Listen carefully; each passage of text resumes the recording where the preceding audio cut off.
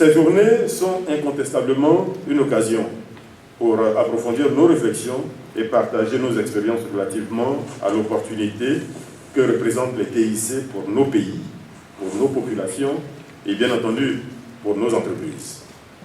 Ici, je dois le dire, nos entreprises disposent de ressources relativement bon marché. Ce ne sont pas des matières premières qu'il faut aller chercher, ce ne sont pas des équipements industriels, ce ne sont pas des machines. C'est des ressources qui sont dans les cerveaux de nos populations, donc des ressources relativement bon marché, mais qui peuvent permettre à ces entreprises d'accélérer leur transformation, d'accroître leur production et d'améliorer leur productivité.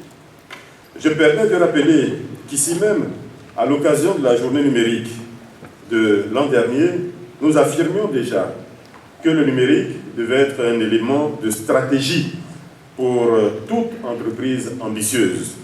Et nous demandions à nos entreprises de faire leur mue pour devenir de véritables entreprises numériques. À cette occasion, je me souviens avoir défini l'entreprise numérique comme ceci.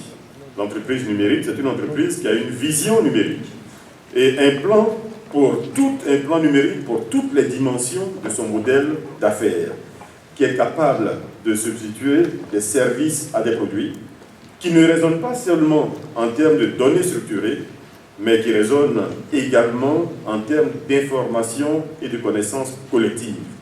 C'est une entreprise qui est capable de banaliser l'accès à l'information pour la rendre accessible à partir de n'importe quel média, PC, tablette, smartphone, à partir de n'importe où et surtout n'importe quand. Tel que défini, l'entreprise numérique intègre, et vous pouvez le voir de façon naturelle, la mobilité qui est le thème de cette année. En effet, banaliser l'accès à l'information pour la rendre accessible à partir de n'importe quel média, de n'importe où et n'importe quand, revient à s'affranchir de l'espace-temps qui usuellement est un facteur de limitation de la mobilité. Dans le nouveau paradigme dans lequel nous nous situons, ni l'éloignement, ni même l'absence ne doivent plus être un handicap dans les processus de production et dans les processus de consommation. Nous pouvons voir comment les TIC ont permis l'accélération du commerce mondial, des activités dans le monde. Un homme d'affaires aujourd'hui est joignable pratiquement 24 heures sur 24. Il y a quelques années encore, nous avions, je dis nous parce que j'étais de ce monde-là avant, nous avions une petite oasis qui était l'avion. C'était une belle bulle pour nous. Quand nous étions dans l'avion, on savait qu'on ne pouvait pas être dérangé pendant 5 heures, pendant 6 heures, pendant 3 heures. Mais il se trouve aujourd'hui que l'Internet est entré dans l'avion. Donc, il n'y a plus d'oasis, il n'y a plus d'endroit où on n'est pas connecté, où on n'est pas connectable. C'est important de le dire et évidemment, cela contribue à la meilleure marche, si je peux m'exprimer ainsi, de l'économie mondiale. Donc, cette vue des choses modifie en profondeur la façon dont nous devons désormais concevoir et voir l'entreprise. L'entreprise, donc, a désormais une activité qui est continue. Cette entreprise dispose d'un marché qui est pratiquement étendu au monde entier. Ça fait partie des avantages du numérique et des avantages de cette mobilité. Mais dans le même temps, cette mobilité impose à l'entreprise une concurrence qui devient globale au sens anglo-saxon du terme. La concurrence aujourd'hui vient de partout dans le monde. Cette concurrence s'exerce sur les produits, mais elle s'exerce également sur les ressources de l'entreprise, et en particulier sur ces ressources humaines qui, désormais, ont pour champ d'action des territoires de plus en plus vastes. Nous pouvons, mesdames et messieurs, à juste raison dire que la mobilité induite par les technologies de l'information et de la communication représente un levier de performance pour nos entreprises. Je pense que cela est bien compris et accepté par tous.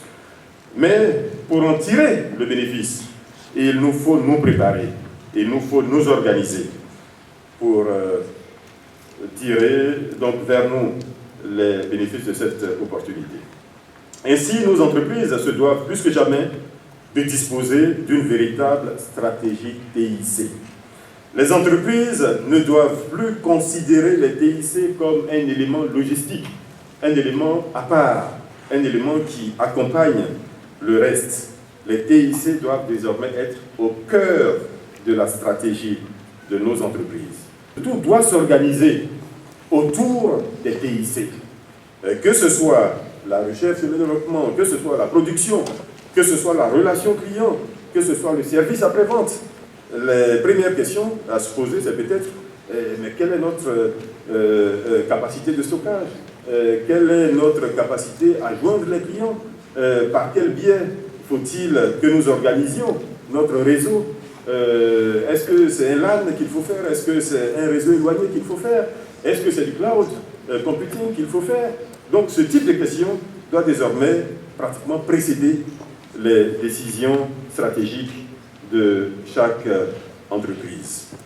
Nous pouvons déjà observer les transformations extraordinaires que notre monde connaît grâce au TIC, on peut voir aujourd'hui, par exemple, la banalisation des drones. Les drones qui, aujourd'hui, sont utilisés dans certains endroits pour livrer déjà des marchandises. Nous pouvons voir, et on peut voir aujourd'hui des drones dans les magasins à moins de 500 €. Donc, à quoi? 300 000 francs, c'est ça. De petits drones, certes, mais vous voyez, on banalise la chose. Nous pouvons voir de plus en plus d'expériences de véhicules sans conducteur. Nous pouvons voir l'usage intensif de robots dans la production. Nous pouvons voir la vulgarisation du télétravail, les nouvelles perspectives en termes de mobilité professionnelle, etc., etc. Donc, beaucoup d'opportunités sont apportées par le numérique et la mobilité, mais dans le même temps, nous avons le devoir de prendre en compte le fait que la généralisation du numérique donne un plus grand relief à certaines problématiques. J'évoquerai par exemple l'utilisation des TIC par l'ensemble de la population. Il faut faire en sorte que ce ne soit pas qu'une partie de la population qui profite de ces opportunités. La nécessité pour nos États de disposer d'une gouvernance électronique ambitieuse.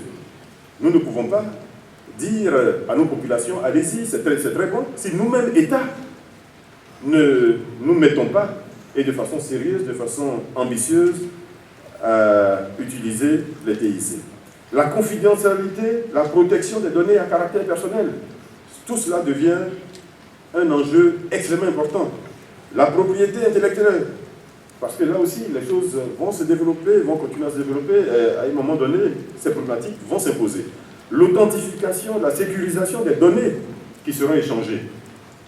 Là aussi, enjeu important. La traçabilité des accès, la pérennisation de l'information, notamment l'archivage et le recours à l'oubli numérique. Il faut, à un moment donné, qu'on puisse dire, c'est vrai, j'étais jeune, j'ai fait ceci, cela, je souhaite effacer cela de l'image, de mon image numérique. Et que tout cela, aujourd'hui, n'est pas traité, n'est pas complètement traité, et nous avons le devoir de le faire.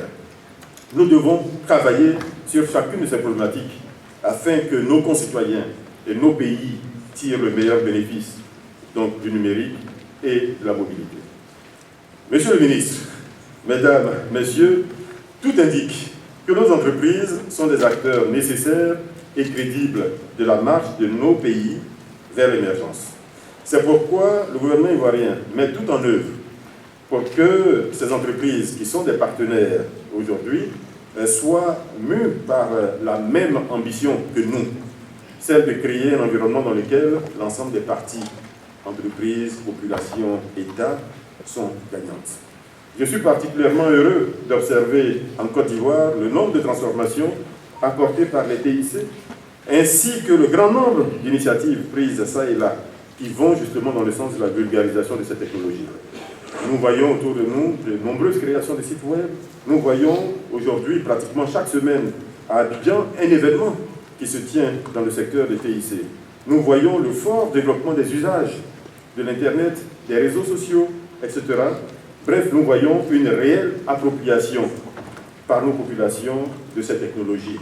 Et nous en sommes évidemment très heureux. L'État ivoirien, pour sa part, est résolument engagé dans la mise en œuvre d'une économie numérique forte et inclusive qui occupe une place centrale dans les stratégies de développement de notre économie. À cette fin, nous avons travaillé au cours des 4 dernières années à créer les conditions d'un environnement le plus favorable possible au développement du secteur des TIC. J'ai bon espoir, en considération des échos que j'ai pu avoir de vos travaux, démarrés depuis hier, au vu de la richesse et de la densité des panels programmés, au vu de la qualité des intervenants, j'ai bon espoir que nous sommes engagés de façon irréversible dans un processus d'amélioration durable des performances de nos entreprises par une adéquate intégration des TIC dans l'ensemble de leur processus de création de valeur. Je vous remercie donc pour votre bienveillante attention et souhaite plein succès à cette 3e édition des Journées de l'entreprise numérique.